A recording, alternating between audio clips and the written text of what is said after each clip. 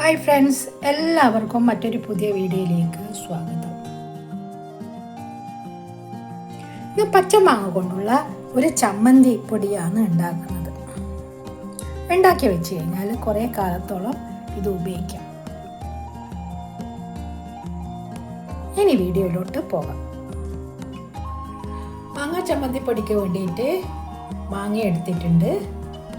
ഇതിനി ഗ്രേറ്റ് ചെയ്തിട്ടെടുക്കാം.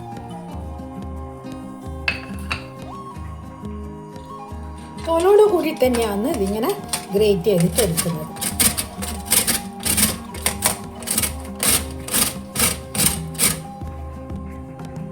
ഒരു മാങ്ങയാണ് എടുത്തിരിക്കുന്നത്. നല്ല പുളിയില്ല മാങ്ങയാണ്, അതുകൊണ്ട് ഒരു മാങ്ങ എടുത്തിട്ടുണ്ട്. ചെറിയ പീസായി ഗ്രേറ്റ് ചെയ്ത് തോലോട് കൂടി ഗ്രേറ്റ് ചെയ്ത് എടുത്തിട്ടുണ്ട്.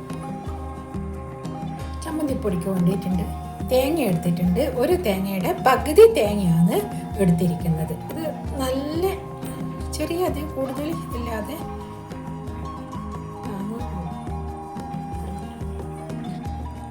കൂടുതൽ ഇൻഗ്രീഡിയൻസിൻ്റെ ഒന്നും ആവശ്യമില്ല. പിന്നെ സാധാരണ ചമ്മന്തിപ്പൊടിക്ക് ഇടുന്ന പോലെ.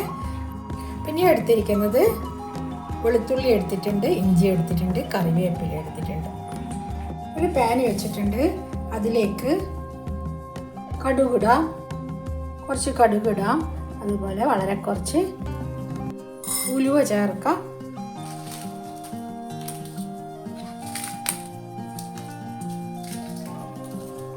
കടുകും ഉലുവയും പൊട്ടി വരുമ്പോൾ ഇതിലേക്ക് 5-10 വറ്റൽമുളകും ചേർത്തിട്ടുണ്ട്. ഇത് നന്നായിട്ട് വറുത്തെടുക്കാം.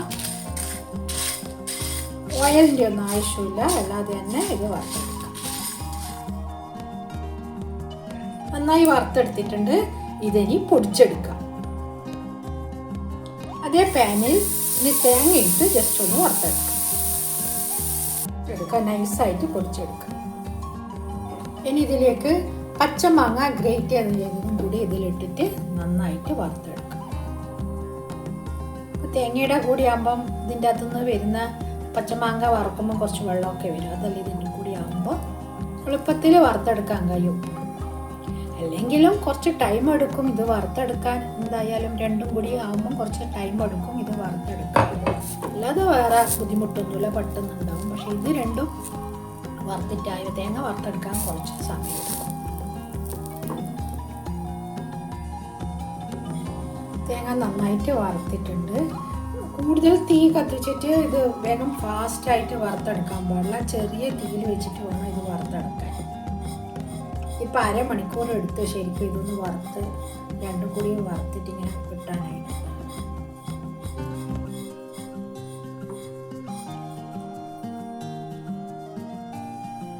ഇതായിട്ടുണ്ട്. ഇതിന് തണുത്തതിന് ശേഷം പൊടിച്ചെടുക്കുക. ഇത് കൂടുതൽ കരിഞ്ഞു പോയി കഴിഞ്ഞാൽ അതിനൊരു ടേസ്റ്റ് ഉണ്ടാവില്ല. അതുകൊണ്ട് ഇതിന് മാറ്റി വെക്കും. ഇതിന് പൊടിച്ചെടുക്കാം. ഇത് നൈസായിട്ട് പൊടിക്കണ്ട, ജസ്റ്റ് ഒന്ന് ക്രഷ് ചെയ്താൽ മാത്രം മതി. ക്രഷ് ചെയ്തെടുത്തിട്ടുണ്ട്. അങ്ങനെ നൈസായി പൊടിച്ചിട്ടില്ല, ജസ്റ്റ് ഒന്ന് ക്രഷ് ചെയ്തെടുക്കുകയും ചെയ്തിട്ടുണ്ട്. ഒരു പാൻ വെച്ചിട്ടുണ്ട്. അതിലേക്ക് കുറച്ച് ഓയിൽ ഒഴിക്കാം.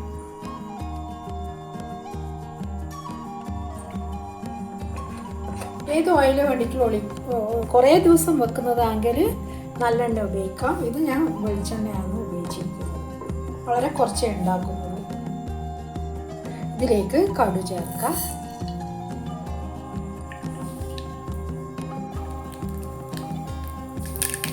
ഇനി ഇതിലേക്ക് വെളുത്തുള്ളി, ഇഞ്ചി, കറിവേപ്പില ചേർത്ത് ഒന്ന് വഴറ്റാം.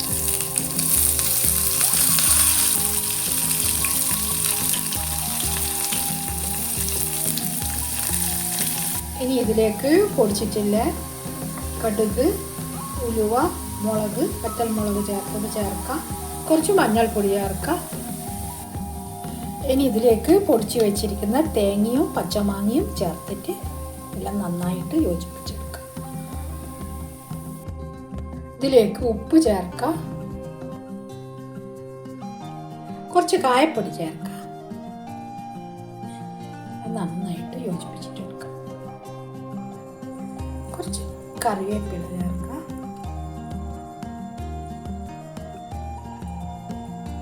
ഒരു മാങ്ങ എടുത്തിട്ടുള്ളൂ, അതുകൊണ്ട് ഇതിന് ഒരു ഒരുപാട് പുളിയൊന്നുമില്ല. ഈ ഒരു ചമ്മന്തിപ്പൊടി കഞ്ഞീൻ്റെ കൂടെയൊക്കെ കഴിക്കാൻ നല്ല ടേസ്റ്റാണ്. ഫ്രിഡ്ജിൽ എടുത്ത് വെക്കുകയൊന്നും വേണ്ട, പുറത്തുനിന്ന് വെച്ച് കഴിഞ്ഞാൽ നമുക്ക് ചോറിന് നന്നായിട്ട് ഉപയോഗിക്കാം.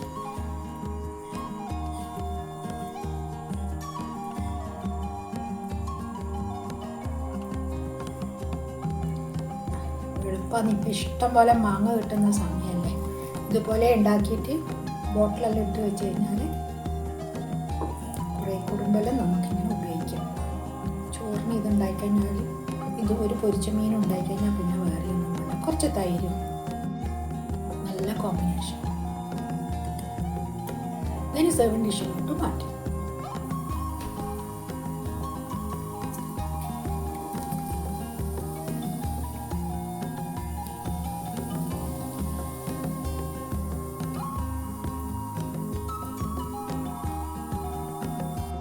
ഇഷ്ടം പോലെ സുലഭമായിട്ട് പച്ചമാങ്ങ കിട്ടുന്ന സമയത്ത് നമ്മൾ ഇതുപോലെ ഉണ്ടാക്കി വെച്ച് കഴിഞ്ഞാൽ പിന്നെയൊക്കെ മഴക്കാലമാകുമ്പോൾ ഒക്കെ ഇത് കഴിക്കാം. ചോറെടുത്തിട്ടുണ്ട്, നല്ല കുത്തിരിയുടെ ചോറ്. അതിലേക്ക് മാങ്ങ ചമ്മന്തിപ്പൊടി ചേർക്കാം, ടേബിൾ സ്പൂണ് തൈര്, കുറച്ചുകൂടെ അച്ചാർ, പിന്നെ ഒരു ഓംലെറ്റ്. പിന്നെ വേറെ ഒന്നും വേണ്ട, ചോറ് തിന്നാൻ.